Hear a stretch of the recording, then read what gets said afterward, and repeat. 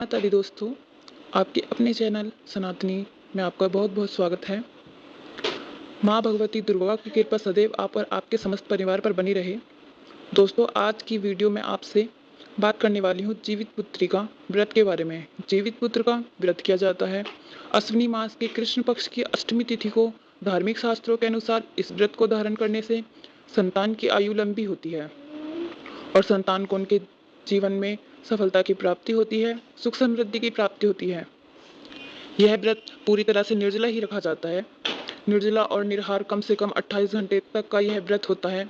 मतलब सूर्य उदय से पहले यह व्रत धारण किया जाता है और फिर अगले दिन सूर्य उदय के बाद ही यह व्रत खोला जाता है।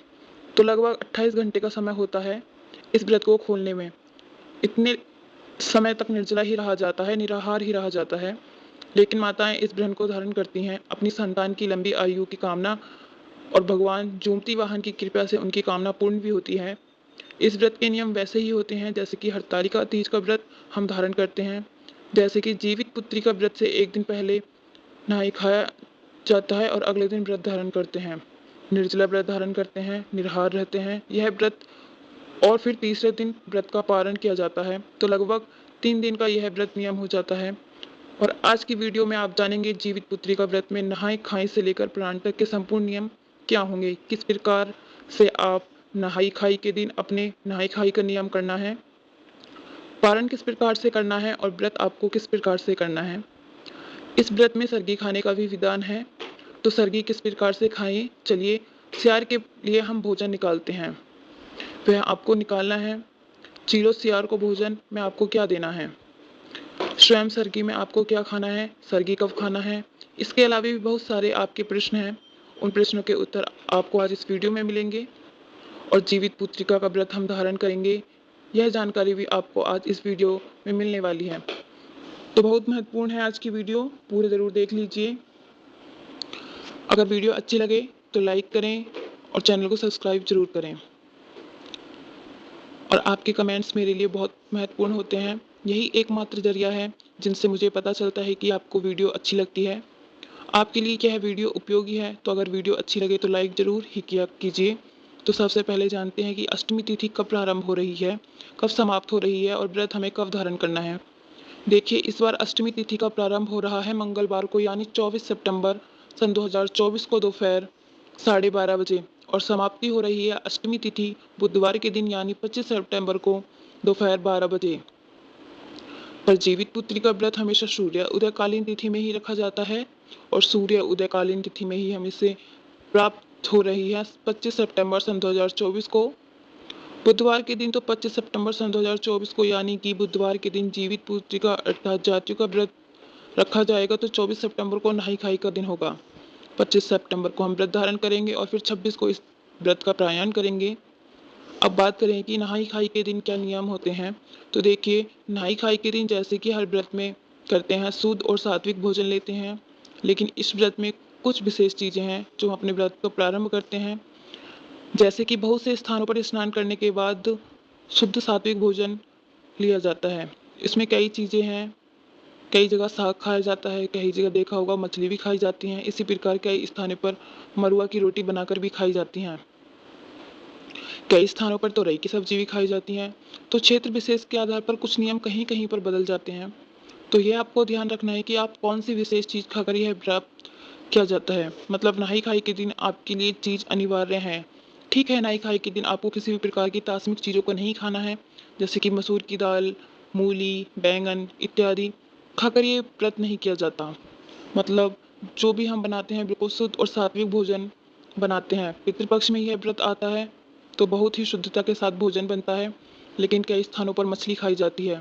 अगर आपके यहाँ नियम है तो बिल्कुल आप खा सकते हैं, लेकिन ज़्यादातर स्थानों पर सात्विक भोजन ही लिया जाता है बिना लहसुन प्याज के। तो पहले सबसे पहले सुबह स्नान करके आपको इस प्रकार से शुद्ध और सात्विक भोजन लेना है जो कि आपके यहाँ नियम होते हैं उसी प्रकार। और फिर दिन में आपको अधिक से अधिक पानी पीना चाहिए या फिर फल इत्यादि लेने चाहिए। निर्जला व्रत होता है तो ये ध्यान रखना है आपको, ज़्यादा से ज़्यादा आज के दिन आप पानी पिएं, मतलब जल वाली चीज़, और फल ही खाएं, नारियल पानी, इस तरह की चीज़ें ही आप अगर खाएं तो आपके लिए व्रत रखने में काफ़ी आसानी होगी। फिर शाम के समय घर में कुछ मीठी चीज़ें बनती हैं, कई स्थान पर गुलगुले बनाए जाते हैं, कई स्थान पर पुए बनते हैं। इसी प्रकार से स्थान की परंपरा है।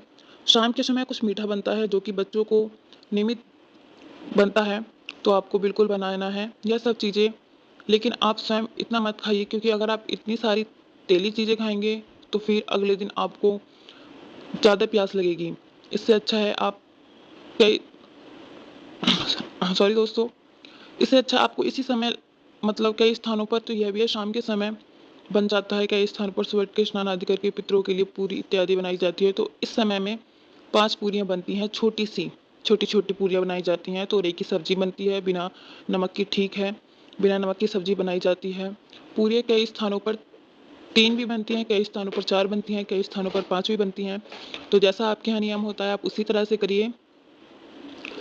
इसे आपको तोरई की सब्ज़ी के साथ लेना है और अच्छे से तोरई के पत्ते लेने हैं, साफ-सुध होने चाहिए। लेकिन दोस्तों कई जगह ऐसे होता है जिन्हें तोरई के पत्ते नहीं मिलते, कई बार तो तोरई भी नहीं मिल पाती हैं, जैसे भी उपलब्धता हो, आप उसके अनुसार नियम पालन कर लीजिए।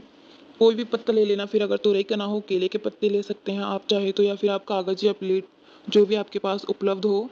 क्योंकि देखिए नियम तो करने हैं, आपको करते हैं पूरी दही और चूरा और चीनी ये सब चीज़ें अलग-अलग प्लेट में रख के, अलग-अलग पत्ते पर रखें और 5 जगह 3 जगह जैसे भी आपके यहाँ होता हो, पत्ते पर निकाल दीजिए।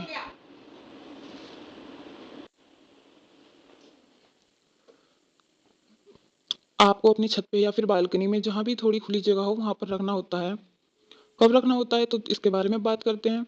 अर्धरात्रि के बाद लगभग ढाई से 3 बजे या साढ़े 3 बजे तक यह काम कर लेते हैं और उसके बाद से ही सरगी खाई जाती है। अब सरगी में क्या खाना है? आपको देखिए सरगी वैसे तो उस समय खाने का मन नहीं करता, मतलब बहुत सारी चीज़ें खाना भी नहीं चाहिए। लेकिन आपको उस समय चाय ज़रूर पी लेनी चाहिए, दवाई इत्यादि ले लीजिए और कुछ चीज़ें जो कि ज़रूरी हैं खाना, जैसे कि थोड़ी-सी दही और चूरा, यह ज़रूर खाना चाहिए। मतलब चाहे आप आधी चम्मच ही लें, लेकिन दही, चूरा और चीनी आपको ज़रूर लेने हैं। ये शुभतः व्रत प्रारंभ के लिए शुभ नियम माने जाते हैं। इसके स्थान पर कई जगह चीले सियार में निकालते हैं हम, जैसे कि तोरई की सब्जी और पूरी इत्यादि, वो सब चीज़ों को थोड़ा अधिक बना ली जाती हैं और उस समय से कई लोग खा लेते हैं। जैसे आपके यहाँ का नियम, जैसे कई स्थानों पर अनाज बिल्कुल भी नहीं रखते हैं। अगर आपके यहाँ बिल्कुल भी नहीं खाया जाता है तो आप मत खाइए। आपके यहाँ जिस प्रकार से होता है नियम देखकर आप उसी प्रकार से करिए। पितरों का आशीर्वाद हमारे बच्चों को प्राप्त हो, इसलिए व्रत धारण किया जाता है। पितृपक्ष के दौरान यह व्रत आता है, तो आप समझ ही सकते हैं पितरों का आशीर्वाद हमें प्राप्त होता है। तो हम वो करेंगे कि पितृ हम पर अपनी कृपा बनाए रखें और इसी प्रकार से फिर हम अपना निर्जला व्रत रखेंगे, पूजा करेंगे भगवान जी की।